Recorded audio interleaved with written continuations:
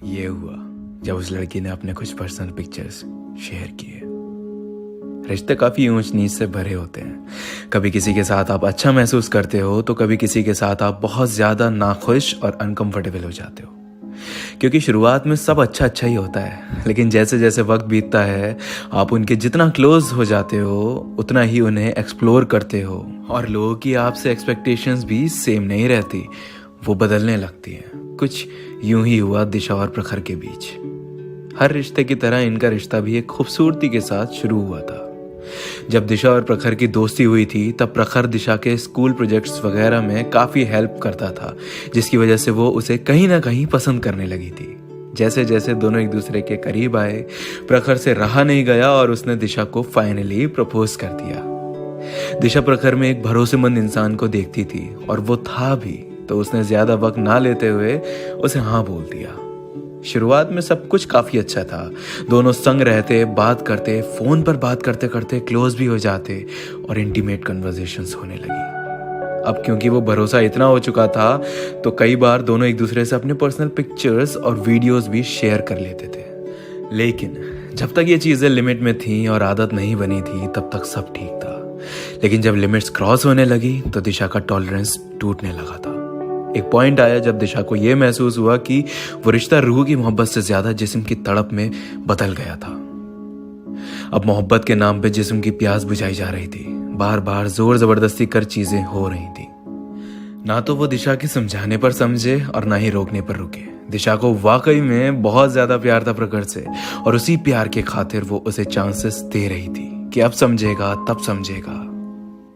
लेकिन जब उसे यह रियलाइज हुआ कि प्रखर के लिए उस रिलेशन का मतलब अपनी सेक्सुअल नीड्स पूरी करना है तो दिशा ने बैकआउट कर दिया।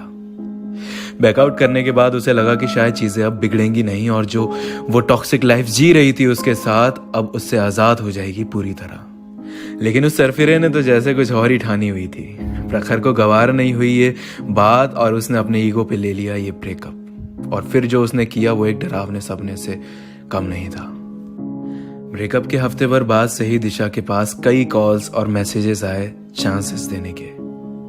जब एक दो दिन तक प्रखर को कोई रिस्पांस नहीं मिला दिशा से तो उसने दिशा के पर्सनल पिक्स सेंड करके धमकियां देनी शुरू कर दी कि अगर वो उसके साथ फिर से नहीं आई तो वो इन पिक्स और वीडियोस को लीक कर देगा और एडल्ट साइट्स पर अपलोड कर देगा।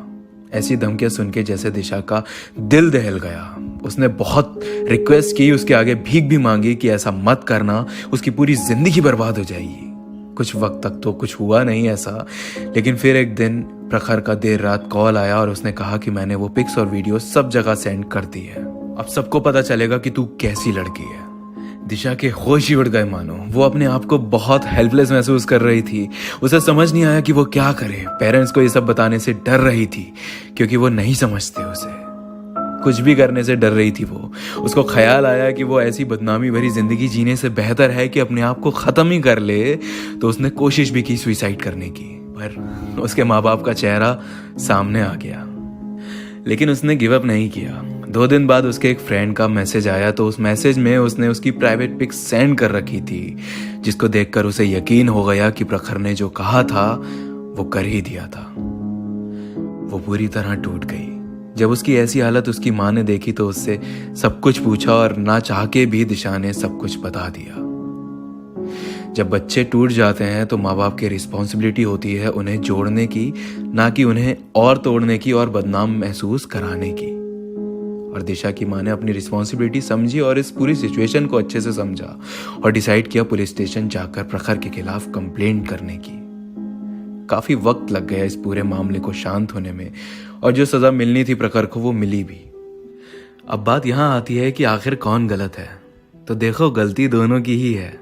लड़की की भी गलती है कि उसने अपने पर्सनल पिक्स शेयर किए, और लड़के की भी है कि उसने उन पिक्स को रिवेंज लेने के लिए दुनिया जहान में लीक कर दिया।